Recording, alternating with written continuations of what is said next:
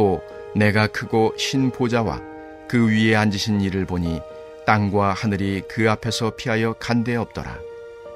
또 내가 보니 죽은 자들이 큰 자나 작은 자나 그 보좌 앞에 서 있는데 책들이 펴 있고 또 다른 책이 펴졌으니 곧 생명책이라.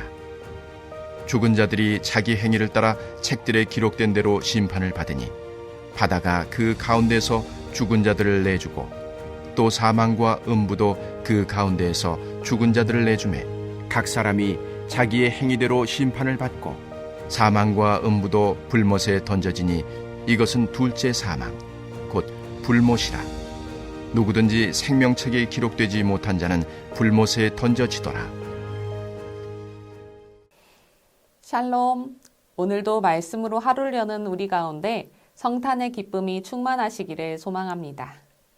오늘 본문인 계시록 20장 11절에서 15절 말씀을 보시면 크고 흰 보좌에 앉으신 분께 죽은 자들이 심판을 받는 모습을 그리고 있습니다.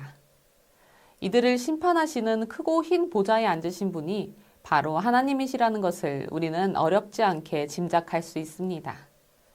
큰 보좌는 그곳에 앉으신 하나님의 높고 위대하심과 그 위엄을 나타냅니다. 또 보좌가 희다는 것은 심판하실 하나님의 의로우심과 거룩함과 영광을 나타냅니다. 그런데 이 크고 흰 보좌에 앉으신 하나님의 심판이 임하자 땅과 하늘이 피하여 사라져 버린다고 오늘 말씀은 기록하고 있습니다.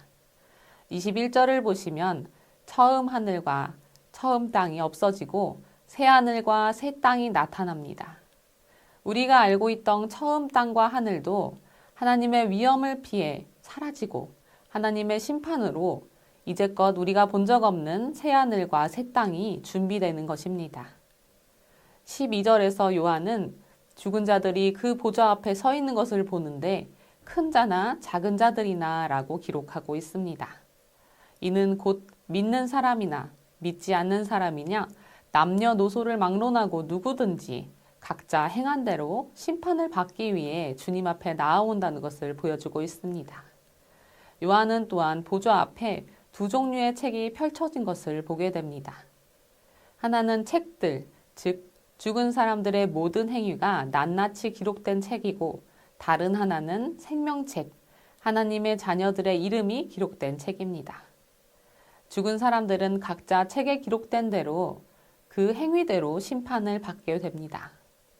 이 심판을 위해 죽은 자들이 머물고 있는 바다와 사망과 음부도 하나님의 보좌 앞으로 죽은 사람들을 내어줍니다. 이렇게 모든 사람들이 심판하시는 하나님의 크고 흰 보좌 앞에 서게 됩니다. 요한계시록에서 요한은 불못에 던져지는 존재들을 순서대로 기록하고 있습니다. 19장 20절에서는 짐승과 거짓 선지자가, 20장 10절에서는 마귀가 불못에 던져집니다. 그리고 오늘 본문 20장 14절에서 15절을 보시면 죽은 사람들을 붙잡고 있던 사망과 음부가 불못에 마지막으로 던져집니다. 이것은 맨 나중에 멸망받을 원수는 사망이니라는 고린도전서 15장 20절 말씀을 떠올리게 합니다. 불못의 형벌은 곧 둘째 사망입니다. 성서에서 2는 확실함을 상징하는 숫자입니다.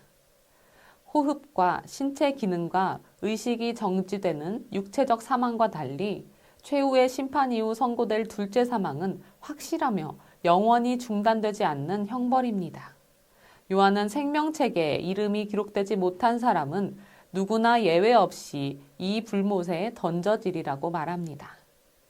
그러면 생명책에 기록되어 이 불못에 던져지지 않을 사람들은 누구일까요? 바로 하나님의 자녀들입니다. 예수 그리스도를 구주로 고백하고 값없이 주시는 그 은혜를 받아 구원받는 사람들입니다. 그런데 착한 행위를 했다고 해서 모두가 생명책에 기록될 수는 없습니다. 나의 삶이 주님 앞에 놓인 책에 낱낱이 기록되고 있다고 한번 생각해 보십시오. 우리 삶의 기록은 틀림없이 불못에 던져질 부끄러운 죄악으로 가득 차게 될 것입니다. 우리 스스로의 힘으로는 기록된 죄악을 한 자도 지울 수 없습니다.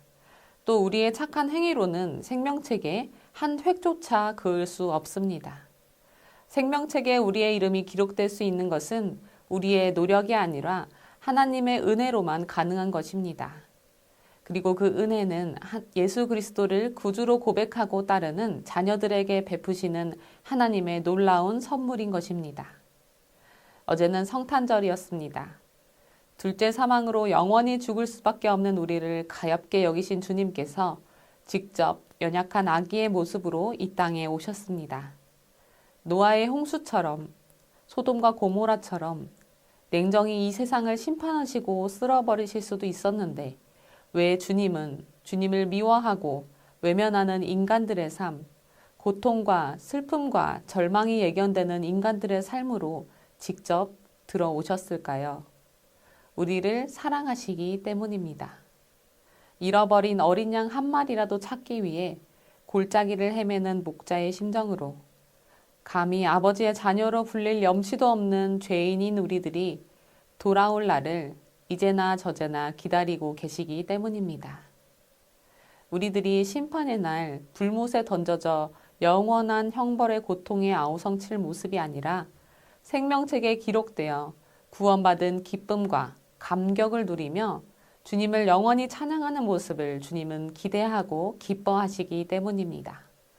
그래서 주님은 피와 살과 마음이 찢기는 고통을 감수하고 우리에게 구원을 선물로 주시기 위해 이 땅에 오신 것입니다. 최후의 심판이 있기까지 주님은 한 영혼이라도 더 그 은혜의 선물을 받을 수 있도록 오늘도 일하고 계십니다. 크고 흰 보좌에 앉으신 주님은 형벌과 심판을 기다리고 즐거워하시는 분이 아니라 참으로 하나님의 자녀들이 구원을 얻기까지 쉬지 않고 일하시는 선하신 분이심을 늘 기억하시기 바랍니다. 성탄절 다음 날인 오늘 많은 이들이 각자의 욕망과 세상의 기쁨에 취해 오늘 하루를 맞이할 것입니다. 성탄의 기쁨 없이 여전히 소란하며 어지러운 이 세상을 바라볼 때 우리는 소망을 가질 수 없습니다. 그러나 소망으로 오신 예수 그리스도를 바라볼 때 우리는 성탄의 참 의미와 기쁨을 깨닫고 온전히 기뻐할 수 있습니다. 슬픔 대신 희락을, 재 대신 화관을, 사망과 영원한 형벌 대신 구원과 영생을 주시기 위해 주님이 친히 이 땅에 내려오셨음을 기억하며 그 기쁨과 감격을 가지고 살아가시는 하루 되시기를 소망합니다. 우리의 행위와 노력이 아닌 이 땅에 오신 하나님의 아들을 믿음으로 말미암아 우리의 이름을 생명책에 기록하신 그 기쁨과 감격을 가지고 살아가는 오늘 하루 되시기를 소망합니다. 함께 기도하시겠습니다.